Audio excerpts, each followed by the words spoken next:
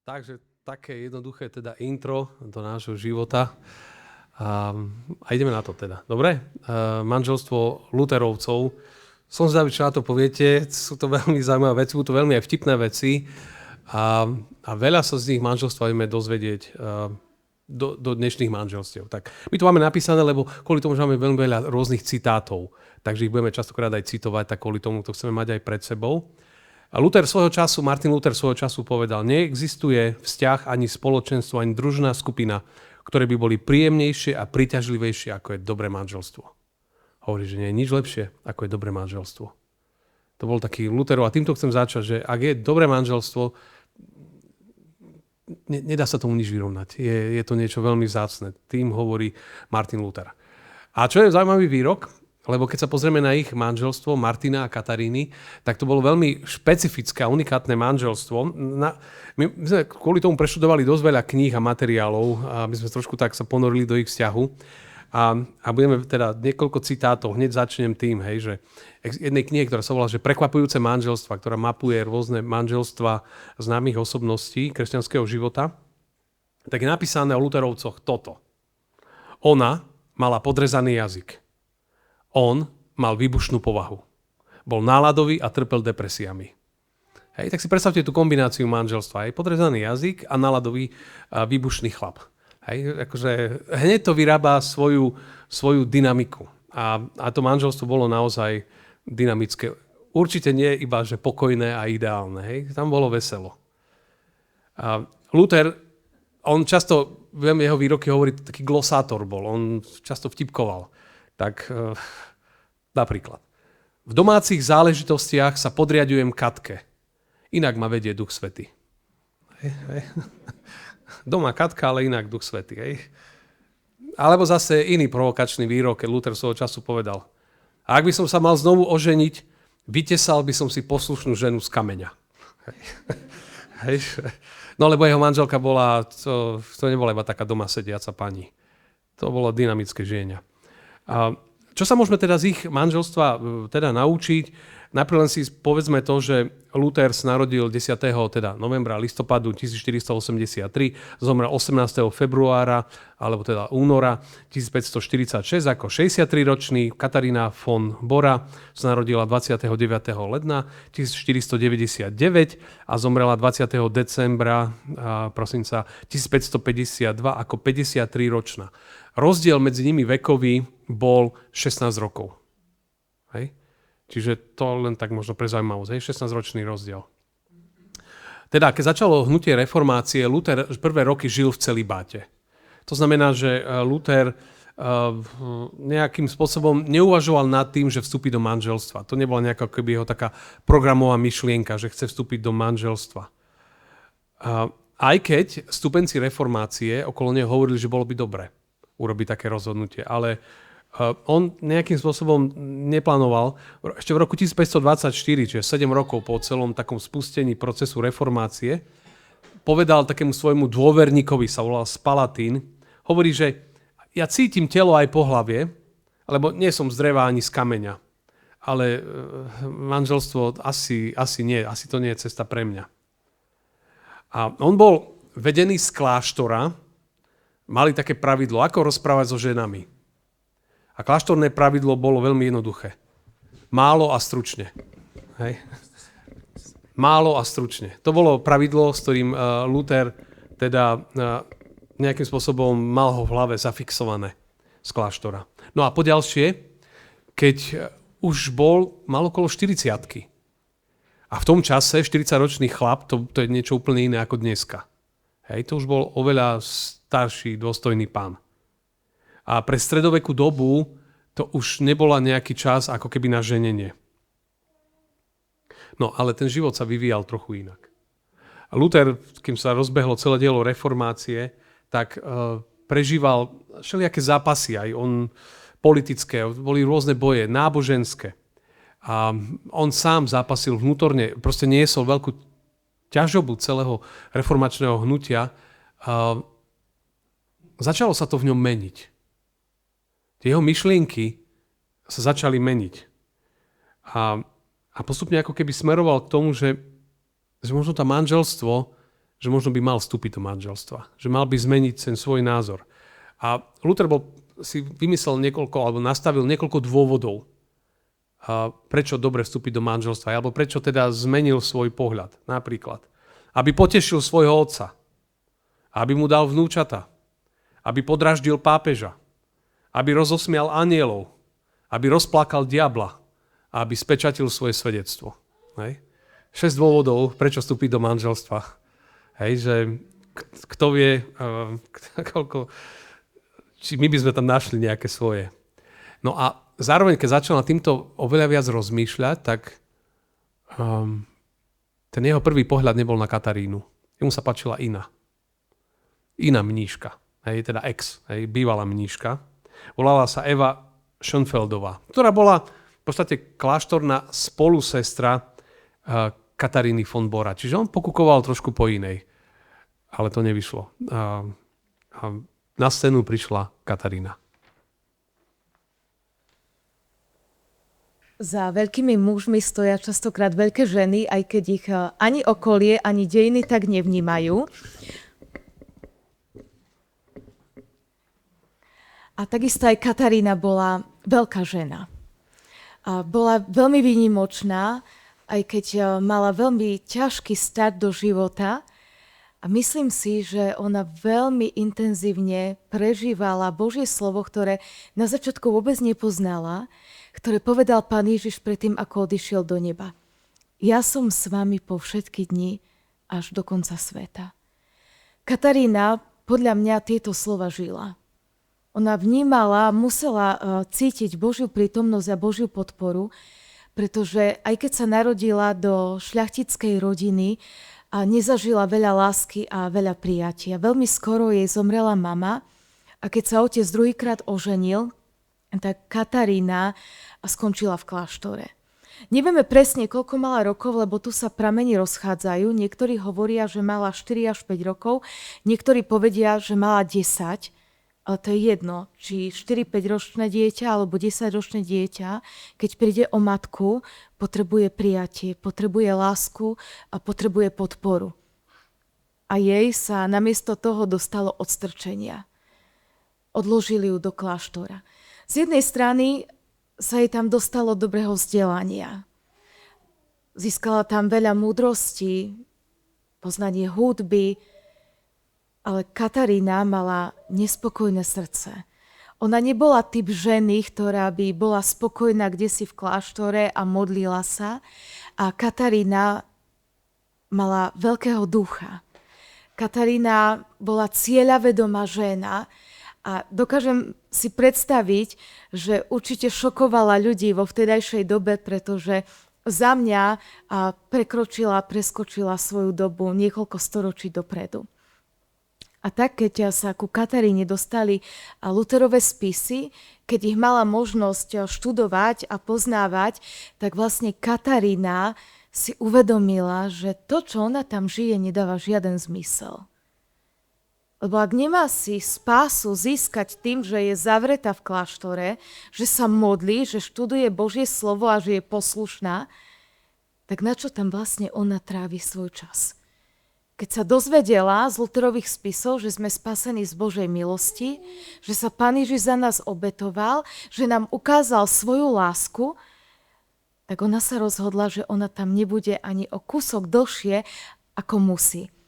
A keďže bola taká priebojná a taká cieľavedomá, tak sa rozhodla, že ona z kláštora ujde. A dokonca na to nahovorila aj ďalšie mníšky, čo bolo vtedy úplne odvážne, pretože útek z kláštora sa trestal smrťou a aj ľudia, ktorí by pomohli mníške a pri úteku z kláštora tiež mohli byť potrestaní smrťou. Ja si neviem predstaviť, aký úžasný dar mala tá Katarína a akú silnú vieru, keď ona dokázala presvedčiť jedného obchodníka, aby spolu s ďalšími 11 mníškami skryté vo voze v súdoch ich prepašoval z kláštora preč. Úžasná silná žena. A tak sa Katarína spolu s ďalšími 11 mníškami podľa mňa úplne symbolicky na veľkonočnú nedeľu v roku 1523 skryté učupené na voze dostanú do Wittenbergu. A to bolo pre ňu nové vzkriesenie, nový život. Mohla začať slobodne a odznova. No a kde inám by mohli ísť ako k Lutherovi, ktorý vlastne spustil tie myšlienky, že ostávať v kláštore a nemá zmysel. A tak Luther sa postaral o všetkých tých 11 mníšok.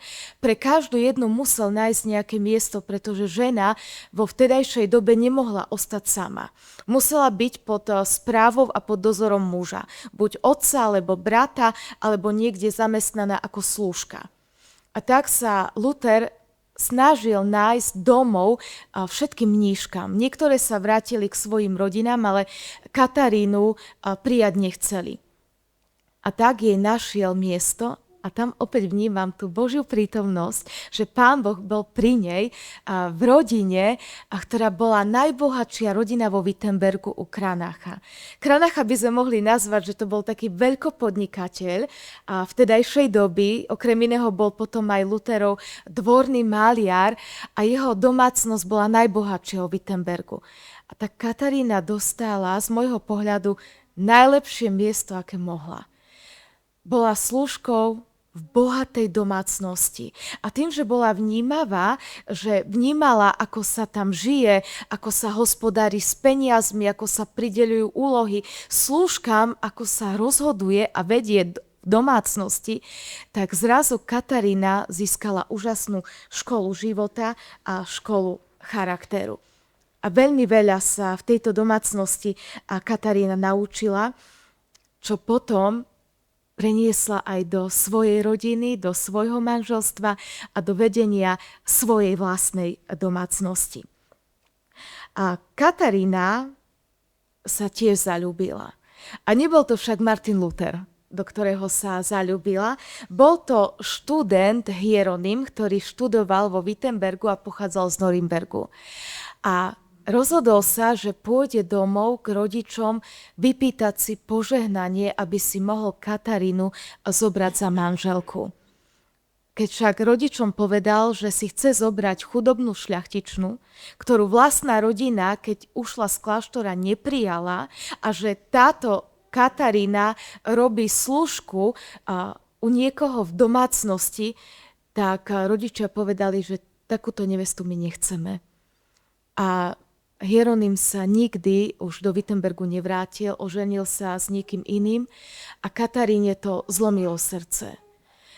Ale Katarína nemohla byť donekonečná slúžkou a to sa jej snažili ľudia vo Wittenbergu vysvetliť. A tak jej hovorili, že nech nerozmýšľa nad tým, že koho si zoberie, ale nech sa vydá a dávali jej nejaké možnosti. A na vtedajšiu dobu, kedy sa svadby robili na základe dohody a kedy ona mala byť rada, že si ju vôbec niekto chce zobrať za ženu, a Katarína sa rozhodla, že ona do toho nevstúpi.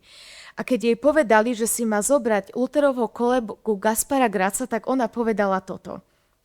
Nepociťujem ani túžbu, ani lásku k nemu. Nemôžem ho ani vystať. Chápete to? Ako úžasne predbehla svoju dobu, že ona si povedala, nie, ja nedovolím, aby v mojom živote rozhodoval niekto iný.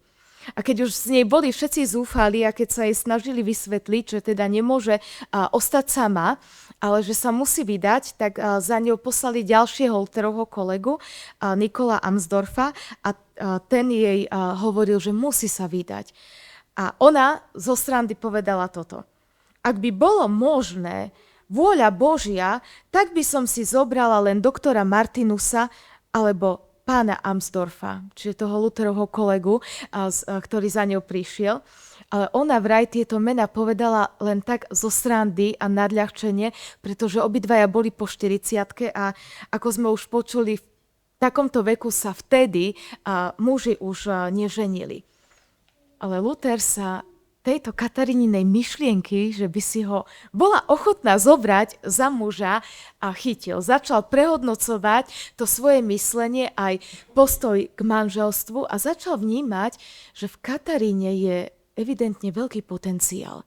Že je to hlboko veriaca žena, vzdelaná, rozhľadená, žena s pevným charakterom, žena, ktorá vie, čo v živote chce a vie, čo v živote nechce, a uvedomil si, že takú ženu vedľa seba by potreboval.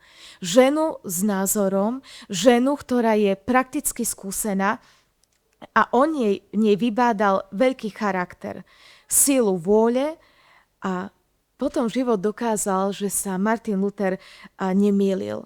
Že naozaj bola žena, ktorá bola hodná, aby stála po jeho boku. Katarína von Bora vraj jeden z posledných výrokov, ktoré povedala, bol, že držím sa Pána Ježiša ako trň odevu. Čiže naozaj hlboko milovala Pána Ježiša a dokázala svojim životom, keď o chvíľočku o nej potom povieme viac o tom, ako viedla domácnosť a vychovávala deti, dokázala, že naozaj ona bola tou správnou ženou pre svojho manžela. No a Luther teda svojho času on spomenul potom svojim rodičom trošku ako keby vtip, hej, že asi by sa aj oženil a zrazu zistil, že doma má tú podporu. Že oni boli teda radi, že otec, že sa ožení, tak sa nakoniec vzali. Mal 41 rokov, ona 26. Hej, na vtedajšiu dobu. Skoro 16 rokov mladšia, vzali sa po 2 rokoch, odkedy sa poznali. Alebo teda odkedy sa ich cesty pretli. A to bol začiatok úplne takej novej etapy v živote Martina Luthera. A on bol známy tým, že on keď sa pre niečo rozhodol, už necúval. Hej. Keď niečomu povedal áno, už potom nezmetkoval, ale išiel dopredu. A tak to bolo aj vo veci manželstva. A to je tak, no, že keď sa rozhodneš pre manželstvo, tak už necúvaj. Treba ísť. A Luther zase to tak nejak glosoval, hej, tie jeho výroky. Náhle a neočakávane a popri iných veciach ma Pán zapriahol do jarma manželstva. Hej. Náhle a neočakávane. A treba ale povedať, že to ich manželstvo na začiatku, že to nebolo manželstvo, že z lásky, že boli zaľúbení jeden do druhého. To bolo úplne pragmatické rozhodnutie. Aj keď prejavili voči sebe nejaký rešpekt a úctu, to je jasné. A Luther viedol reformačné hnutie.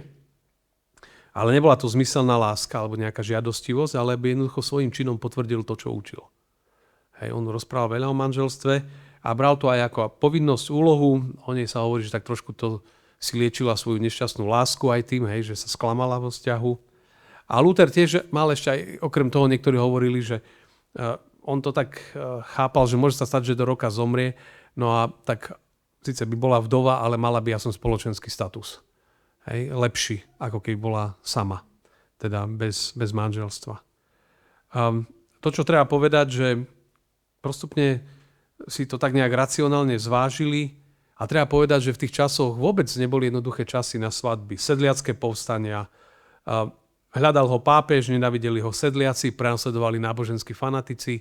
Hej. Vôbec doba nebola... Luther sa ženil v najhoršom možnom čase. Proste bolo veľa tlakov, veľa nepríjemností.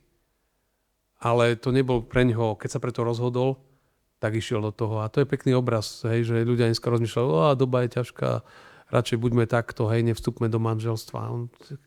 Nie. Práve v tejto ťažkej dobe treba vstúpiť do manželstva. Manželstvo je veľký benefit. Pokiaľ človek má možnosť byť v manželstve, vždy dvaja sa majú lepšie ako jeden. To vždy to tak je. Luther teda povedal, tak ideme do toho. Aspoň urobím napriek diablovi a protivníkom. A urobím radosť otcovi. Čo je zaujímavé, že Luther nejak veľmi nerozprával ani s Melanchtonom, jeho najbližším kamarátom. Veľa o tom nehovoril, že ide do manželstva. A to bola jedna vec. Ďalší to ťažko znášali, mali s tým problém, že Luther si berie Katarínu, pretože sa im zdala príliš emancipovaná, odvážna, rebelka a nebala sa povedať svoj názor. Hej. A to bola žena, ktorá proste ju neposadíš do kúta a tam budeš sedieť. Tá si vedela povedať. Hej. A ľudia sa báli, že Luther skončí pod papučou. A čo bude s reformáciou? Hej? A tak to všelijak okolo toho bolo. Na svadbu teda bolo pozvaná malá skupina ľudí, nebolo tam veľa. Na pozvánke, ktorú Luther poslal niektorým ľuďom, bolo napísané: Anielov som prinútil smiať sa a čertov plakať. Hej, to bolo na svadobnej pozvánke. Veľmi netradične. Sobáš prebehol v ženichovom dome, teda svadby vtedy bežali inak. Práve po mne to bolo teda toho 13 alebo 15 jún, okolo toho trošku tak boli debaty, 1525. Preto napríklad v našej cirkvi na Slovensku minulý rok vlastne sme si pripomínali 500 výročie manželstva, vstupu do manželstva Martina a Kataríny, a my sme mali v našej cirkvi minulý rok rodiny. A to súviselo práve s týmto výročím. Sobášil Jan Bugenhagen, to je veľmi známy kňaz, a po sobáši hneď museli ísť do spálne, kde za prítomnosti svedkov museli ľahnúť do manželskej postele. A svadobná hostina bola na druhý deň. Kostol 27. júna, o niekoľko dní neskôr. Je zaznamenaná prvá hádka, kedy sa prvýkrát pohádali a pohádali sa na svadbe.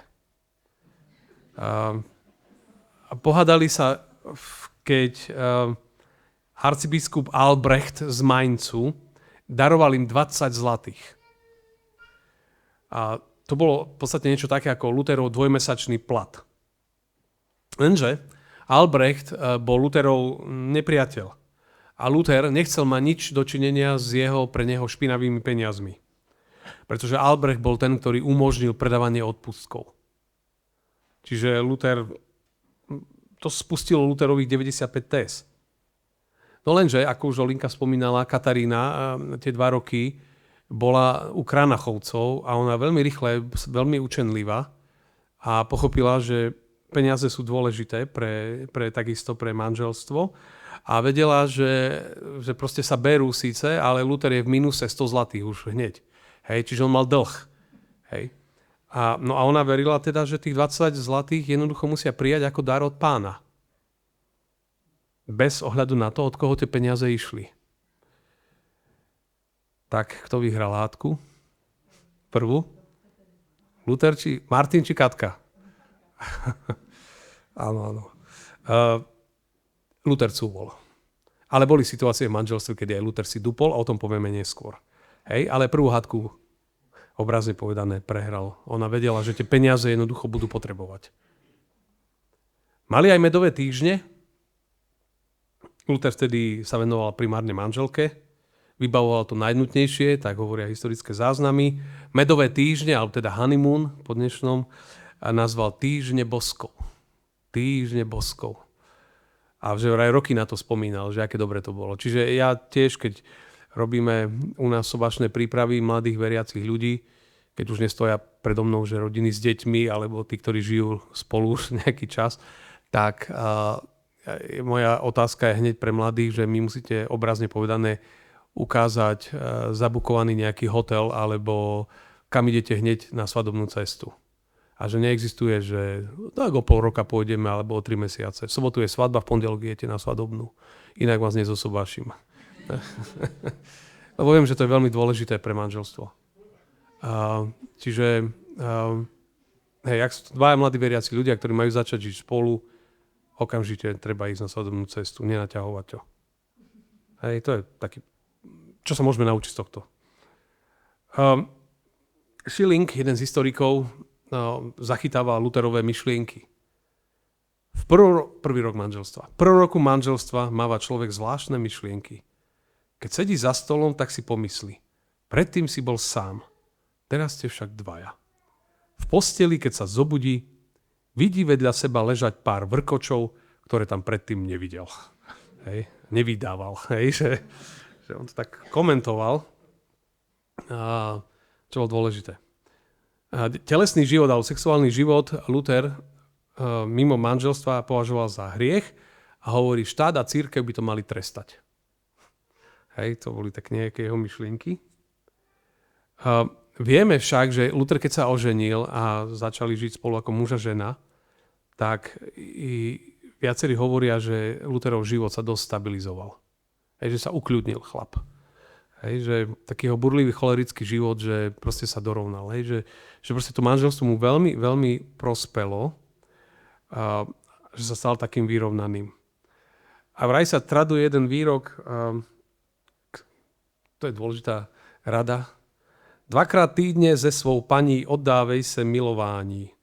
104-krát v roční době neuškodí jí ni tobie. Hej? Takže máte luteránske pravidlo do manželstva.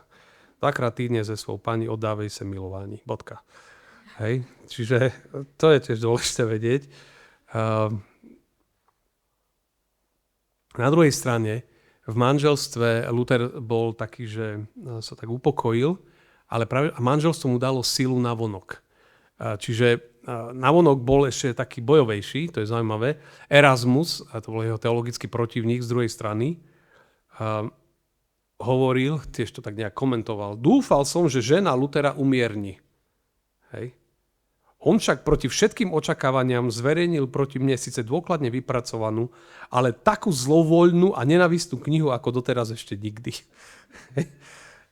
Myslel tým traktát o neslobodnej vôli. A bol veľmi prekvapený. No. Každopádne Lutherovi manželstvo prospelo. Častokrát sa hovorí, že mladým mužom hovoril Luther, aby sa modlili a prosili Boha o zbožné dievča do manželstva. Hej, to bolo pre mňa dôležité. Aby sa modlili o zbožné dievča do manželstva. Či to je to, čo treba sa modliť. Teraz je Národný týždeň manželstva. Ja som vyplašil deti na náboženstve na 2. stupni a tak, že ideme sa teraz modliť za vašich budúcich manželov a manželky. Tak na mňa tak pozerali, že čo to ten pán farár rozpráva. A nemusí sa modliť, ja sa pomodlím za vás, ale som ich trošku viedol k tomu, aby už od dneska, možno aspoň raz za rok, už niesli modlitbu za budúceho manžela a za budúcu manželku. To je veľmi dôležité, s kým budeš tráviť tento život. Manželstvo je potrebné začať modlitbou ako všetko. Komu dá Boh ženu, pridá mu k tomu aj deti a hmotné zabezpečenie. Ale my aj tak všetko začíname bez modlitby. Ako to budeš brať, tak to budeš mať. To je jeho výrok. Ako to budeš brať, tak to budeš mať. Ak dokáže niekto svoju ženu, ktorá mu je daná od Boha, milovať, a aj naopak žena svojho muža, tak je to veľká Božia milosť a Boží dar. Ich sobáš, ako sme už povedali, nebol hneď z lásky. Aj keď ženich neskôr vyjadril spokojnosť s voľbou. Hej. Ale vieme povedať to, že medzi nimi sa časom rozvinula hlboká manželská láska. Počiatočná, možno že úcta, prerastala v lásku. To je veľmi dôležité. Láska príde časom. Hej. A to nebolo tak, že na začiatku bola medzi nimi veľká láska. Bolo to skôr pragmatické rozhodnutie. Proste slobodná. Je čas, zoberieme sa. Hej, nemusí to byť... To je proste proti logike dnešnej doby. Hej, že dneska to tak chápeme, že musí byť veľká láska tam a zdá sa, že nevždy to tak musí byť. Ale ak je úcta, láska môže prísť. A oveľa hĺbšia a iná.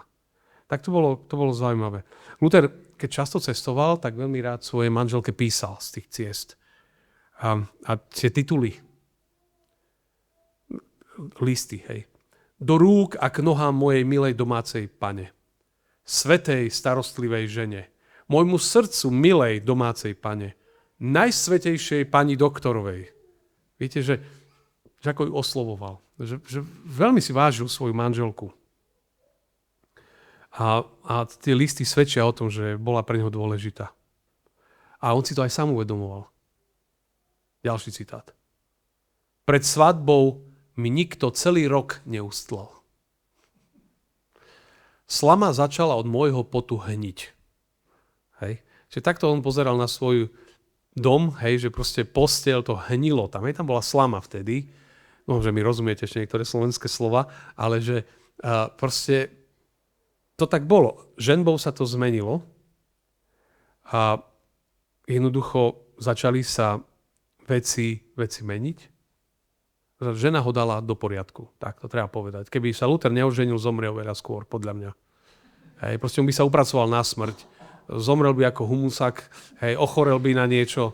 A on proste to neriešil. Proste tá žena prišla a urobila poriadok. A on sa nebránil, to je dôležité. No ale o tom je manželstvo, že musíte brať názory toho druhého. Musíte ich brať. Je to dôležité. No ak to bude iba o vás, to nedopadne dobre. Luther v manželstve jednoducho sa učil napríklad obrábať drevo. On sa pokúšal s drevom robiť, aby mohol v prípade núdze sa postarať o svoju rodinu. Ale nakoniec v podstate chodil veľa okolo záhradky. Bol taký záhradkár, Luther. Luther veľmi mu záležalo na jeho manželke, a keď bola aj chorá, keď ona zažívala rôzne také aj zdravotné komplikácie, tým, že mali aj viac detí a starostlivosť. Čiže tiež to nebolo jednoduché. Ale keď sa uzdravila, tak on to už zase komentoval. Sediac na tróne svojho majestátu vo svojej domácnosti sa znovu učí zlostiť a karhať a takmer už aj preklínať neporiadnu, bezočivú a neposlušnú slúžku. Hej? Čiže Luther už je Katarína naspäť vo forme, hej? Už proste ide, hej, doma. Hej? Že takto tak nejak vnímal. Ale naozaj to manželstvo veľmi mu pomáhalo. Človek sa tak stane racionálnejším, proste sa usadí, ukľudní. A ak mu na to manželstve záleží, hej? Ale nebolo to jednoduché, ani pre jedného, ani pre druhého. Zase Luther. Musím mať trpezlivosť s pápežom, s odpadlíkmi, rodinou a ešte aj s Katkou. Hej? So všetkými. No ale ani ona to nemala vždy jednoduché s ním, hej? Lebo Luther bol náladový, ako sme hovorili. Učil sa byť menej agresívny a hrubý doma. A on bol taký, že on tiež mal podrezaný jazyk. Jeden z jeho výrokov. Hej? Skôr, než ženy otvoria ústa, mali by sa pomodliť Otčenáš. Hej? Luther. Berte niektoré tie výroky, dobre, to je Lutherová doba. Dobre, a on bol taký patriarchálny typ. Ako dneska to už sa takéto zvláštne možno. A on hovorí, že muž bol stvorený skôr ako žena, žena musí poslúchať. Muž ale musí preukazovať lásku, česť a úctu. Ale muž vládnuť má. Láskavo, ale má. Hej, to bol Luther. A potom ešte jeden výrok, hej, dúfam, že ma nikto nezavrie za tento výrok, ale tak ženy boli stvorené so širšími bokmi, preto aby zostali doma a sedeli na zadku.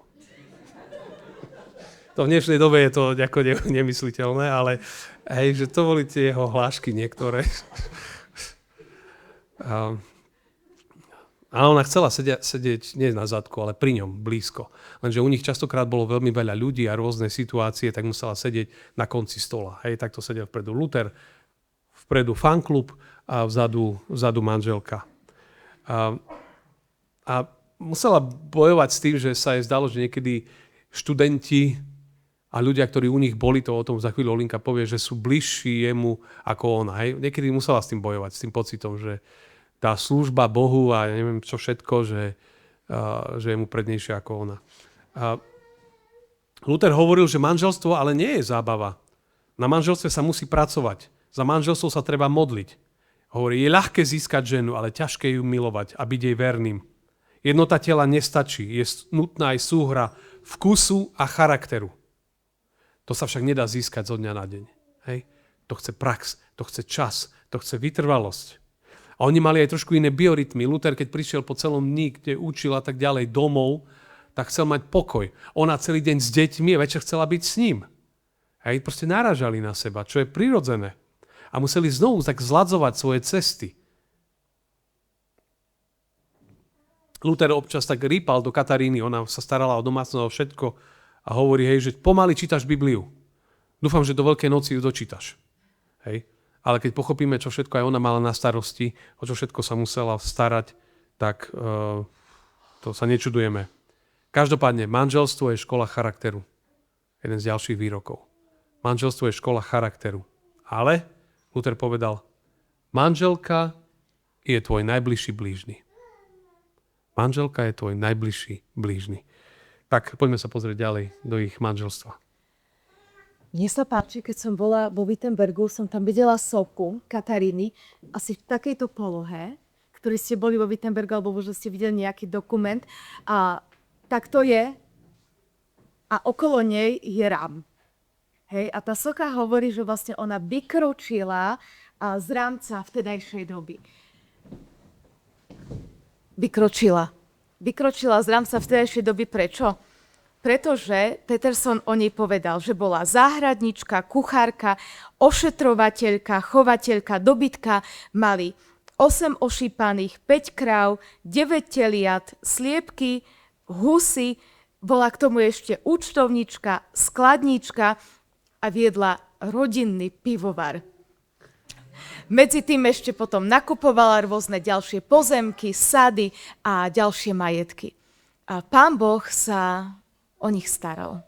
Hej, ona vykročila z rámca vtedejšej doby aj preto, že jej to Martin Luther dovolil. A to je podľa mňa veľmi krásne a inšpirujúce pre nás, aby sme dokázali rozpoznať dary, ktoré má náš manželský partner a podporili ich v tom. A on videl, že je šikovná aj vo veciach, ktoré vtedy boli považované, že to má robiť muž. Spravovať financie, kupovať a predávať veci. To ženy nerobili, to nemohli robiť. Ale Martin Luther vedel, že tá Katarína má na to dar. Že ona s tými peniazmi vie zaobchádzať a že on by ju mal vnímať, že aj cez ňu ho Pán Boh chce žehnať. A tak on dovolil, čiže ja by som povedala, že nielen ona vykročila z rámca svojej doby, ale aj on. A on jej dovolil robiť veci, ktoré boli na vtedajšiu dobu čudné. Hej, ona chodila na trh, ona obchodovala, ona vyjednávala. Martin Luther veľmi rád písal knihy a nikdy nechcel za tú svoju literatúru žiadne peniaze. Počuli sme, že keď sa ženil, tak bol v riadne veľkom dlhu. A Katarína, ona to vedela, že on nechce zarábať na tom, ale vedela aj to, že samotná domácnosť potrebuje peniaze a že ona potrebuje príjem. A tak išla za knihtlačiarom a mu povedala, ja viem, že Martin od teba nechce žiadne peniaze, ale my potrebujeme z niečoho žiť. Tak prosím ťa, už neponúkaj tie peniaze jemu, tie, ktoré si on zaslúži za svoju prácu, ale prosím ťa, dávaj ich mne. A ona potom tie peniaze spravovala a ona vedela s nimi dobre hospodáriť. Pán Boh sa o Martina Luthera staral aj cez ňu, postaral sa aj o princa, keď dostali ako dar kláštor, v ktorom mohli žiť, ktorý ona opravila, zveľadila a začala v ňom ubytovávať hosti a aj študentov. A opäť hádka. Veď Pán Boh hovorí, že sa máme mať radi, že si máme preukazovať lásku. On tak volal študentov, nemáš kde bývať, odkiaľ si, tak poď ku nám. Ale Katarína vedela, že jednoducho ona potrebuje financie na to, aby sa o tých študentov mohla starať. A to nemá nič spoločné s tým, že by sa s láskou o nich nestarala. Aj v dnešnej dobe nikto nečaká, že vyšle dieťa na vysokú školu a že nejakí kresťania v inom meste sa o to dieťa budú starať. Každý ráta s tým, že musí zaplatiť internát alebo privát a aj v obchodnom reťazci musí platiť. A Katarína to vedela. A Luther, on nebol praktický typ, on chcel všetko zahrnúť do kresťanskej lásky. Ale ona mu to vysvetľovala a hovorila, Martin, ale to nemôžeme. A tak jej dovolil, aby za ubytovanie a za strávu, keď sa starala o študentov, aby prijímala peniaze. Boli však aj veci, kedy Katarína nevyhrala. Hej, kedy ustúpila. A to bolo, ako sme už počuli, že oni sedeli pri veľkom stole na rôznych koncoch. Ona so svojimi deťmi oproti manželovi a pri ňom tí jeho študenti a vysoko postavení hostia. A študenti sa aj pri večeri Martina mnohé veci pýtali. Diskutovali s ním, robili si poznámky. A Katarína sa postavila a hovorila, ale veď ty si teraz doma, ty im tu neprednášaš a keď oni si to chcú zapisovať, keď sa ťa chcú ešte aj teraz vypytovať, tak nech za to platia. Ale tu už Katarína nevyhrala. Tu už Martin Luther povedal, ale Katka, veď sme pri jednom stole, sme tu ako spoločenstvo, nech si to zapisujú, keď majú dôležité otázky a ja im s láskou na to odpovedám. A tu Katarína mala múdrosť. Nechcela byť tvrdohlava za každú cenu a prinášať rozbroje a konflikty a ustúpila. A vlastne z tých záznamov, ktoré si tí žiaci písali, tak vznikla kniha Lutherové reči pri stole, ktorá je známou knihou jeho výrokov a citátov a za to už tí študenti neplatili. Hej, čiže aj ona mala múdrosť. Vedela, že kedy dosť, kedy ustúpiť, kedy neísť za každú cenu do konfliktu, do rozbroja. A tu možno si tiež od nej môžeme zobrať príklad. Že niekedy možno si myslíme, že ešte by sa dalo pokračovať a tlačiť na pilu, ale ona to nerobila. Mala svoju hlavu, veľa jej Martin ustupoval, ale vedela, kedy aj ona má ustúpiť. A ich domácnosť bola otvorená. Oni tam prijímali nielen študentov, ale keď videli aj rôzne siroty, zvlášť aj v rodine, a tak oni ich k sebe prichýlili. A zobrali k sebe aj možno ďalších starších príbuzných, o ktorých sa starali. A tak ich domácnosť sa stala takým vzorom pre kresťanské rodiny. A potom aj pre domácnosti farárov, aby ich domácnosti a rodiny boli otvorené. Že kresťania majú otvoriť svoj dom, ak vidia, že je treba poslúžiť. A to Katarína bola ochotná. Bola ochotná starať sa, samozrejme za pomoci slúžok a ďalšieho personálu, aj o siroty, a o vdovy a o ďalších ľudí. Jej mala veľké srdce. Rada slúžila a rada sa rozdávala.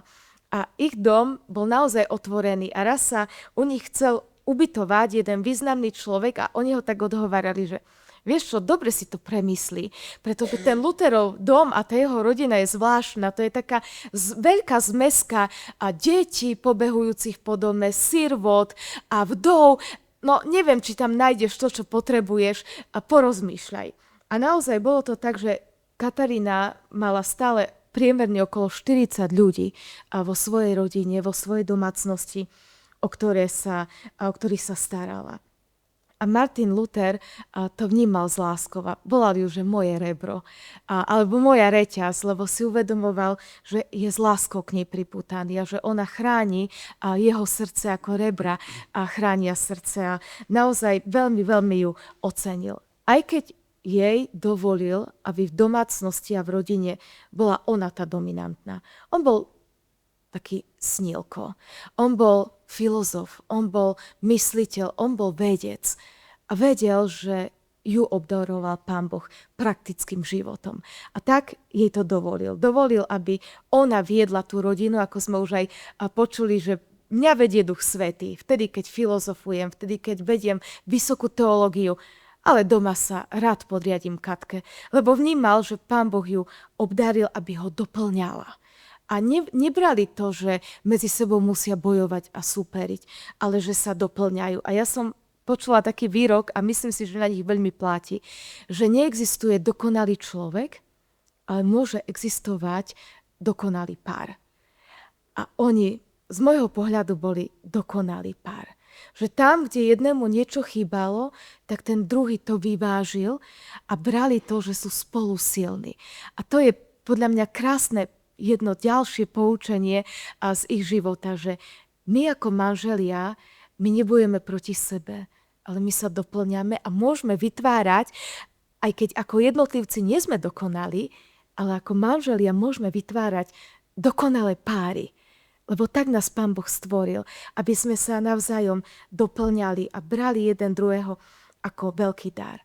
A tým, že Martin Luther dovolil Kataríne obchodovať, predávať, kupovať, a keď za ním na začiatku chodili, že ale isto to dovolíš, isto s tým súhlasíš, tak Martin ju podržal a podporil a povedal, áno, za mnou nechoďte, keď Katarína chce niečo kúpiť, predať, ako keby som o tom rozhodol ja. A tak sa aj pod jej vedením ich domácnosť z tej zadlženej na začiatku stala jednou z najbohatších domácností vo Wittenbergu. Pán Boh ich žehnal. Pán Boh ocenil tú ich jednotu, tú ich harmóniu, to ich doplňanie. A to, že naozaj stáli jeden pri druhom, aj v dobrom, aj zlom, svedčí ich život. Že si boli oporou, boli si verní, povzbudzovali si sa, písali si krásne listy, kedy boli od seba a Pán Boh požehnal ich manželstvo 8 šiestimi deťmi v rozmedzi 8 rokov. A boli to Johannes, Alžbeta, tá zomrela ako 9-mesačná, Magdaléna, ktorú volal Lenka, alebo Lenočka, zomrela ako 13-ročná. A o jej zomieraní vám potom ešte prečítam jeden pekný citát. Potom to bol syn Martin, Pavol a Margareta a tá sa narodila, keď mal Luther 51 rokov. Na vtedajšiu dobu to bol zázrak a myslím si, že aj na dnešnú dobu. 51-ročný mal tú najmladšiu dcéru. Martin Luther viedol svoju výchovu s láskou, ale aj prísne. A jeden z takých výrokov, ktorý sa pripisuje Lutherovi, je, že vo výchove by sa mala držať v jednej ruke, malo by byť jablka, v druhej palica alebo varecha. Čiže vlastne hovorí, že malo by sa viesť k trestom a k odmeňovaniu. Mali by sme byť plní evanjelia, ale aj plný zákona. A myslím si, že je to veľmi dobré. On túžil, aby deti boli vychovávané v rovnováhe. Aby to nešlo z jedného extrému, ale aby tam bola rovnováha. Aby tam bola láska, ale aby tam boli aj hranice. Napriek tomu, že Luther raz napísal: Dieťa moje, tak veľmi ťa milujem. Čo si urobilo? Iba špiniš kúty a hulákaš po dome. Čiže on miloval svoje deti a dokonca deťom na vtedajšiu dobu dovolil hrať sa vo svojej pracovni, dovolil im byť pri ňom, čo vtedy bolo také zvláštne. Deti patrili k žene a mali byť desi ďalej od muža, ktorý pracuje, a zvlášť intelektuálne ako Martin Luther, a on ich bral do svojej prítomnosti. Ale napriek tomu bol prísny a ďalší výrok, ktorý povedal, je, že mám mať nevychovaného syna, tak radšej budem mať mŕtvého syna. Hej? Že vedel byť aj prísny, vedel byť aj autoritatívny, ale vedel mať aj otvorené srdce. A keď bol ďaleko, tak písal svojim deťom listy. Nebudem čítať celý list, ale ja ho iba sparafrazujem.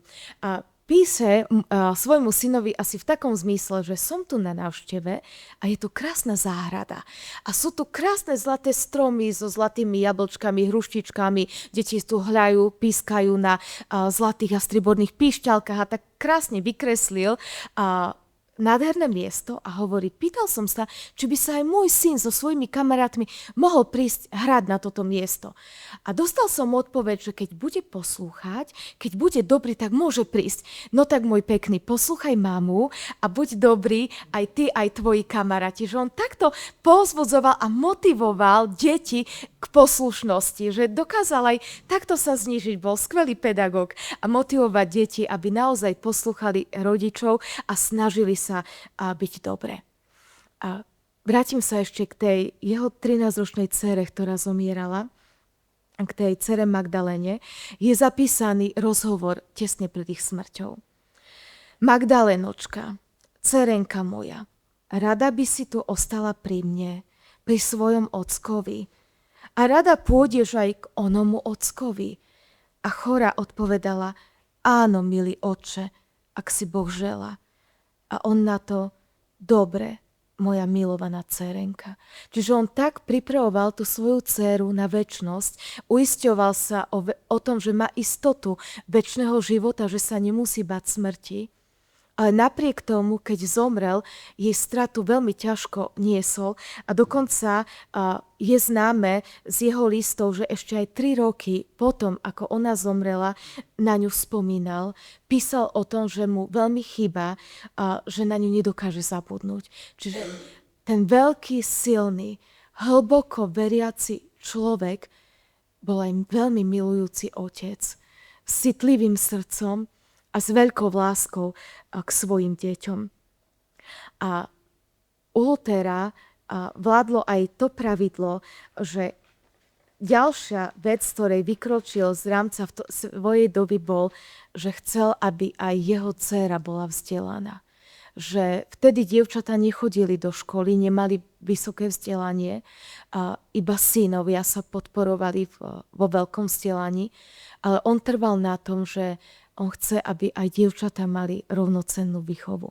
A tak tá jeho najmladšia dcéra získala veľké vzdelanie a podľa mnohých záznamoch sa vydala za pruského radcu.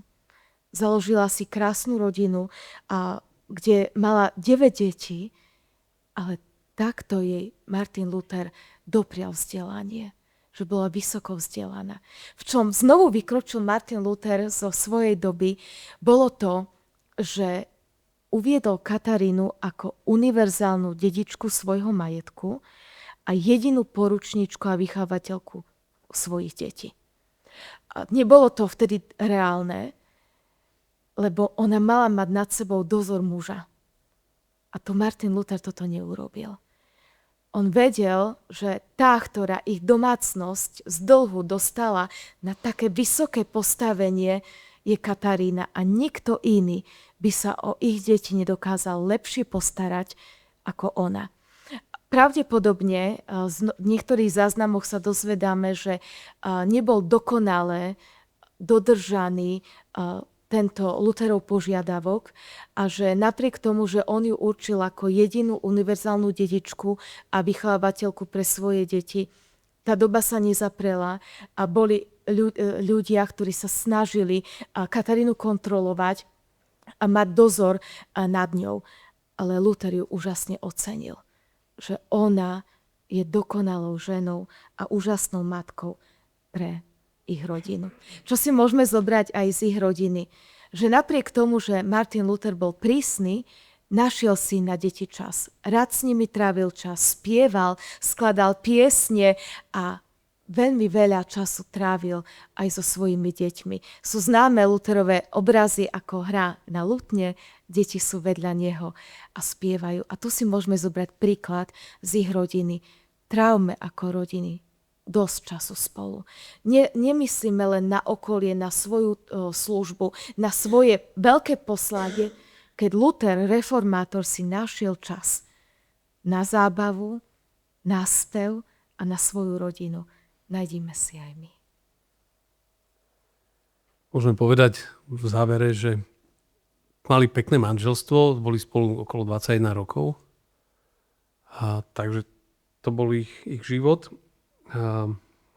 Luther povedal, že pokoj a láska v manželstve sú vzácnym darom spolu s poznaním evanjelia. Pokoj a láska v manželstve sú vzácnym darom spolu s poznaním evanjelia. Na druhej strane, keď raz zomrela žena jednému jeho blízkemu, povedal výrok, aj takýto výrok, že náš Pán Boh je aj najväčší rozbíjač manželstiev, ktorý ľudí spája a zase ich od seba odlučuje. Aký je ten náš život klský a nestály. Ach, musí to bolieť, keď manželov, ktorí sa majú radi, takto rozdelí smrť. Čiže on to veľmi vnímal, aj tú bolesť, keď jeden odchádza do večnosti. A na záver úplne iba taký jeho krásny výrok, ktorý možno, že si môžeme zobrať, týmto ukončíme. Aj tento ich život je prednášku o nich. Žena nech dosiahne to, že muž sa bude vždy rád vracať domov. A muž to, nech žene je vždy ľúto, keď bude z toho domu odchádzať. To je krásny výrok. Ešte raz. Žena nech dosiahne to, že muž sa bude vždy rád vrácať domov. A muž nech dosiahne to, že žene bude vždy ľúto, keď bude z toho domu odchádzať. A myslím, že to je veľmi taký pekná myšlienka na záver. Aj z tohto manželstva sa dá, myslím si, že veľa zobrať aj do dnešnej doby 21. storočia. Tak ďakujeme, že ste nás vnímali.